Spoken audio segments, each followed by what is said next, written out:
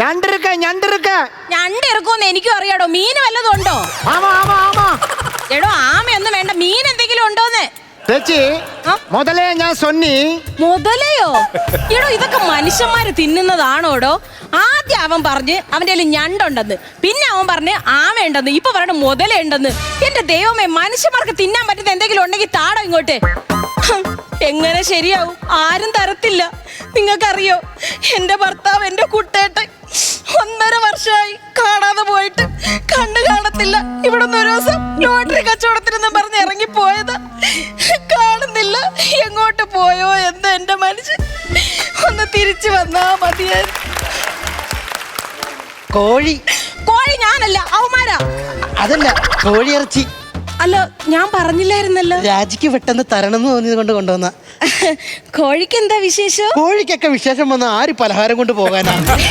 അയ്യോ സതീശൻ, ഞാൻ അങ്ങനെയല്ല ചോദിച്ചത്.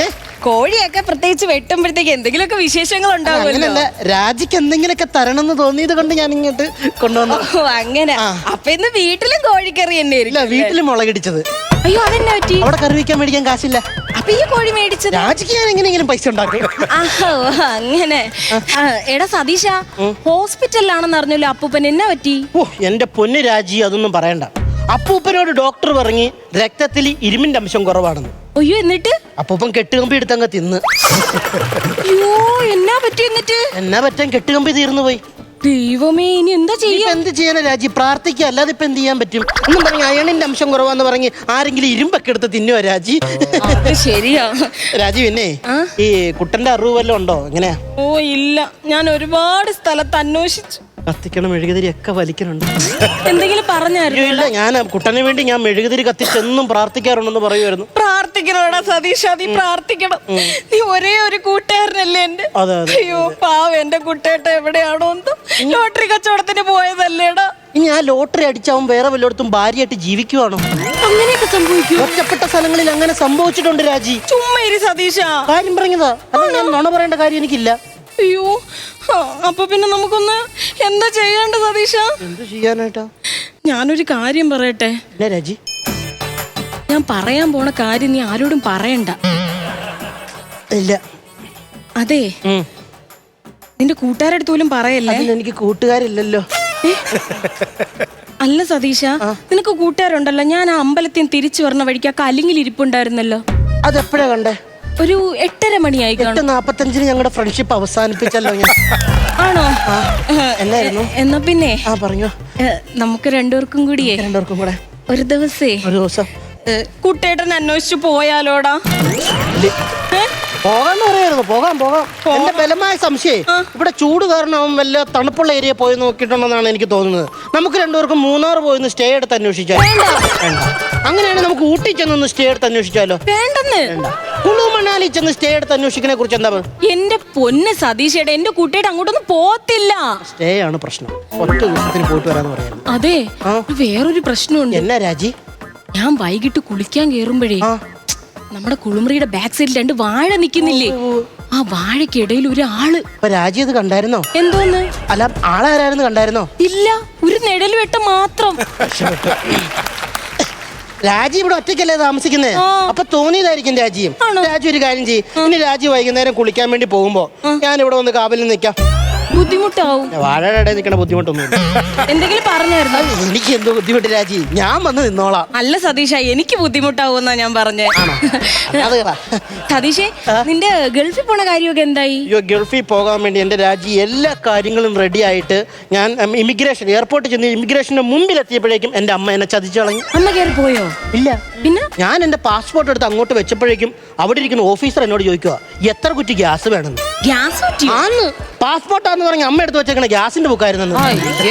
എന്നെ ചെയ്യുന്ന പറയാ രാജി. പിന്നെ എനിക്ക് കയറി പോകാൻ വേണ്ടി പറ്റുമോ? പറ്റത്തില്ല. നിനക്ക് കല്യാണം ഒന്നും ആലോചിക്കുന്നില്ല? രാജി സമ്മതിക്കാതെ എങ്ങനെയാ? ഞാൻ നോക്കണുണ്ട്. പിന്നെ രാജി, എനിക്കൊരു ആഗ്രഹമുണ്ട്. നമ്മുടെ നാട്ടിലുള്ള ഭർത്താവ് ഇട്ടേച്ചു പോയ പെണ്ണുങ്ങളോ അല്ലെങ്കിൽ വിധവകളോ അങ്ങനെ ആരെങ്കിലൊക്കെ കല്യാണം കഴിച്ച് അവരെ രക്ഷിക്കണം എന്നാണ് എന്റെ ആഗ്രഹം. നല്ല മനസ്സാടാ സതീഷ നിന്റെ. ചുരുക്കം ചിലവർക്കെ അങ്ങനെ കിട്ടത്തുള്ളൂ. പക്ഷെ നിനക്ക് അങ്ങനെ ഉള്ളതിനൊക്കെ കിട്ടുള്ളൂ അല്ലേ രാജി? ഞാനൊരു കാര്യം പറഞ്ഞ രാജി സീരിയസ് ആയിട്ട് എടുക്കുമോ? പറയടാ. രാജി സീരിയസ് ആയിട്ട് എടുക്കുമെങ്കിലേ ഞാനിത് സംസാരിക്കുന്നുള്ളൂ. നീ പറ, എന്താ കാര്യം? രാജി, ഞാനൊരു കാര്യം ചോദിച്ചോട്ടെ. കുട്ടൻ ഇപ്പൊ പോയിട്ട് ഇവിടെ എത്ര വർഷമായി? 1.5 വർഷം. ഈ 1.5 വർഷമായിട്ട് രാജി ഈ വീട്ടിൽ സേഫ് ആണോ? അങ്ങനെയൊക്കെ ചോദിച്ചാ രാജിയേ, ആ കണ്ടോ, ഞാൻ ഇവിടെ കയറി വരുമ്പോ രാജി ഇതുപോലുള്ള സാമൂഹ്യ വിരുദ്ധന്മാർ നിന്റെ പേര് വിളിക്കണാണ് ഞാൻ കേൾക്കുന്നത്. മനസ്സിലായോ? നീ എന്റെ വീട്ടിൽ വാ, അവിടെ നീ സേഫ് ആയിരിക്കും. സതീശ ഇപ്പൊ വിളിച്ച നിന്റെ അച്ഛനാ. അത് നമ്മൾ നിന്ന് സംസാരിക്കണ കണ്ടിട്ട് അച്ഛൻ നിന്ന് വിളിച്ചായിരിക്കും വീട്ടിൽ വരട്ടു. രാജി, ഞാൻ അതല്ല പറയുന്നത്. രാജി ഇങ്ങനെ ഒറ്റയ്ക്ക് ജീവിക്കേണ്ട ആളല്ല. പെട്ടെന്നൊരു ആവശ്യം വന്ന് എന്ത് ചെയ്യും? മനസ്സിലാവുണ്ടോ രാജിക്ക്? രാജി, ഇല വന്ന് മുള്ളേ വീണാലും മുള്ളു വന്ന് ഇലയെ മുള്ളിയാലും മുള്ളുന്നത് ഇലയെ തന്നെയല്ലേ? എന്താ മനസ്സിലായില്ല? അതെന്റെ കയ്യിൽ നിന്നും പോയി. അതുകൊണ്ടാണ് ഞാൻ രാജിയോട് പറയുന്നത്, രാജി ഒരു കല്യാണം കഴിക്കണം. സതീശ, നീ എന്തോന്ന് സതീശ പറയണത്? എന്റെ കുട്ടേട്ടനെ മറന്ന് ഞാൻ ഒന്നും ചെയ്യത്തില്ല. കുട്ടേട്ടനെ മറന്ന് ചെയ്യണ്ട. രാജിക്ക് ഒരൊറ്റ ജീവിതമല്ലേ ഉള്ളൂ. രാജി അതുകൊണ്ട് ഒരു കല്യാണം കഴിച്ചേ പറ്റൂ. എന്റെ കുട്ടേട്ടൻ ജീവിച്ചിരിക്കുന്നിടത്തോളം കാലം ഞാൻ അതിനെ കുറിച്ച് ചിന്തിക്കത്തില്ല സതീശ. ജീവിച്ചിരിക്കുന്നിടത്തോളം കാലം കൊല്ലും ഞാൻ അവനെ. എന്റെ ഫോൺ.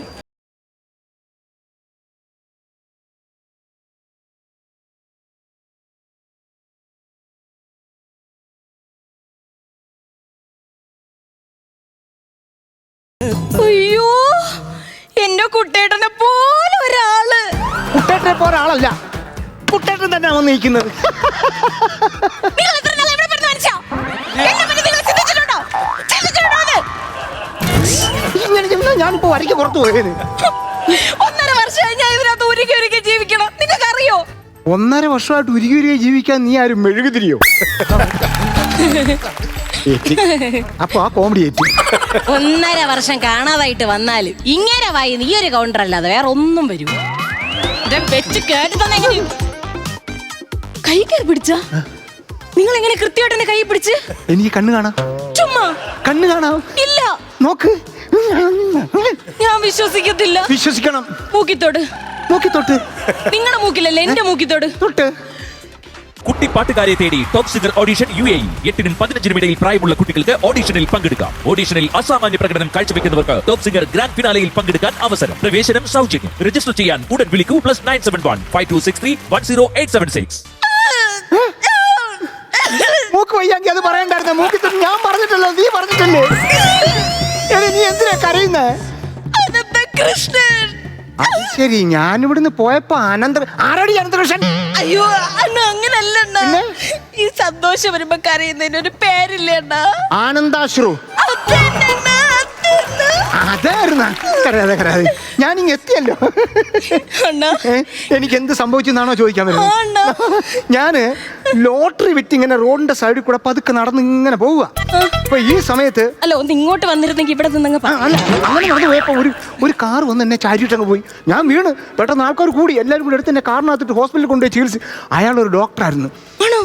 അയാൾ ഇവിടെ ഹൈദരാബാദിലുള്ള ആള്, ഐ സ്പെഷ്യലിസ്റ്റ്. അയാൾ എന്നെ അവിടെ കൊണ്ടുപോയി എൻ്റെ കണ്ണ് ചികിത്സിച്ച് ഭേദമാക്കിയതേ. എൻ്റെ കണ്ണിന് ഇപ്പോൾ ഒരു കുരുവില്ല. എന്താ അങ്ങനെ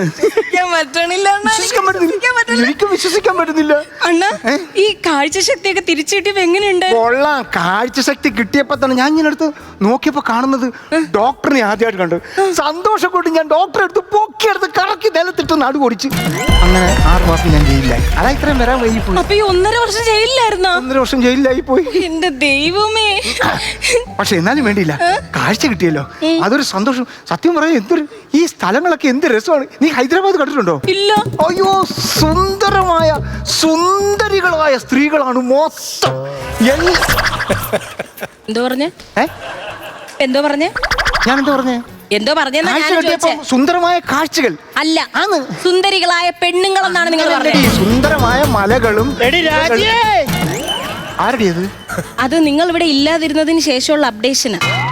ഞാനില്ലെങ്കിൽ എന്താ, ആൾക്കാർ കാര്യങ്ങളൊക്കെ അന്വേഷിക്കുകയും കഴിയുക ചെയ്യുന്നല്ലോ, അത് സന്തോഷല്ലേ? ഓ പഴം. വോട്ടെ, നീ വിളിച്ചൊന്നും പറയാതെ. അവനല്ല, ഞാൻ നിങ്ങളെയാ പറഞ്ഞേ. ആ പഴത്തിന്റെ കാര്യം പറഞ്ഞപ്പോഴാണ് നിന്റെ അച്ഛനെ ഇങ്ങോട്ട് വരുന്ന വഴിക്ക് കണ്ടു ഞാൻ.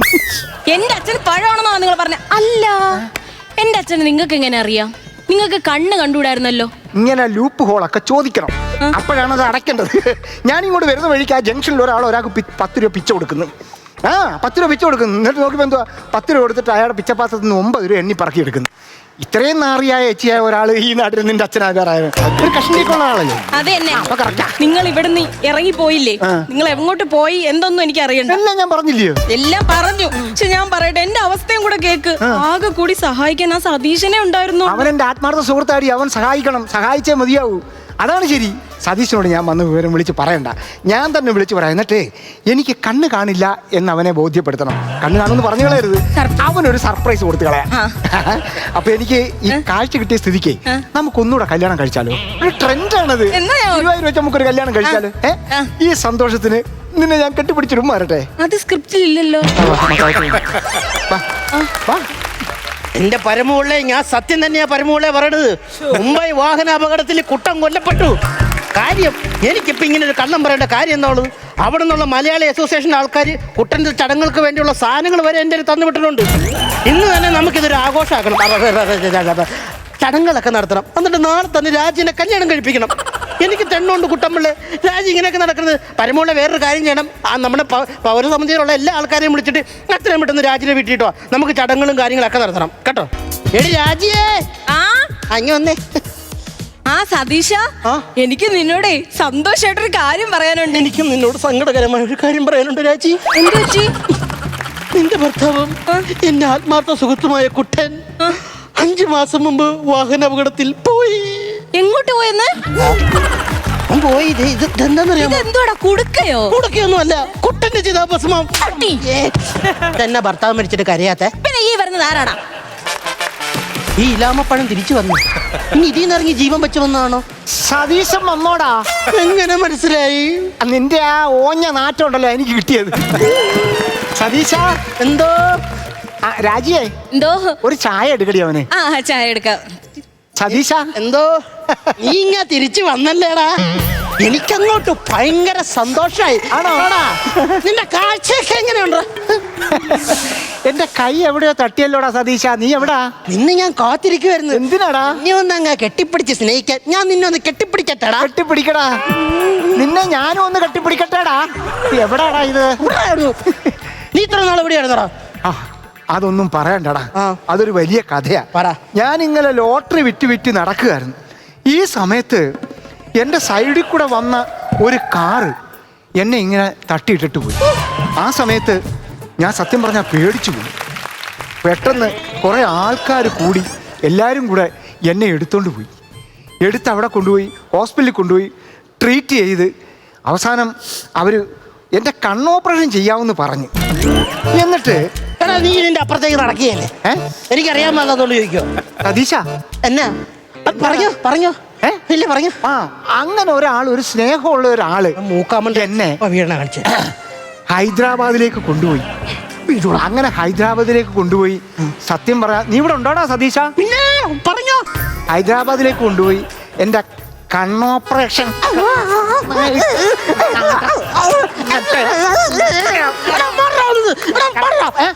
സതീശ, സതീശന്റെ ഉച്ചി നിനക്ക് കണ്ണ് കാണാൻ പാടില്ലടാ. ഇല്ല. ഇതെത്രയാ? 2. അപ്പൊ നിനക്ക് കണ്ണ് കാണാല്ലേ? ഒരു മിനിറ്റ്. എന്തിനാടാ മുണ്ട് ചെയ്യുന്നത്? മുണ്ടൊന്ന് ഉണക്കാൻ വേണ്ടിട്ടതാ. മുണ്ടൊടക്കാൻ വേണ്ടിട്ടാ. മുണ്ടൊടക്കാൻ വേണ്ടി? എടാ സതീശ, നീ തടിച്ചു കൊഴുത്തല്ലോ. നീയും കൊടുത്തോടാ.